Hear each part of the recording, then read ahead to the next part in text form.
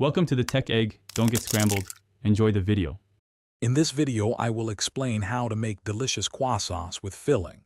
First, we'll dive into preparing the foundational dough, focusing on the precise steps needed to achieve that signature flaky texture. Mastering the lamination process, which involves carefully folding butter into the dough, is key to creating hundreds of thin, airy layers. This initial stage sets the foundation for truly exceptional croissants. Next, we'll explore a variety of sweet and savory fillings, from classic chocolate to ham and cheese, or even fruit preserves. You'll learn how to properly add about 1 teaspoon to 1 tablespoon of filling to each dough triangle, ensuring it's evenly distributed.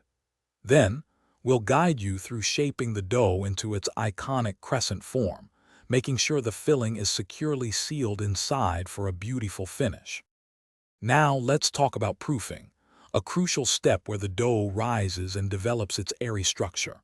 We'll cover ideal conditions, like maintaining around 75% to 80% humidity, to ensure your croissants double in size. Finally, we'll move to baking, aiming for a golden brown exterior and a tender honeycomb interior. Baking at about 350 degrees F to 400 degrees F for 20 to 25 minutes will yield perfect results. To wrap things up, we'll share some expert tips for troubleshooting common croissant challenges, like preventing butter leakage or achieving the perfect rise.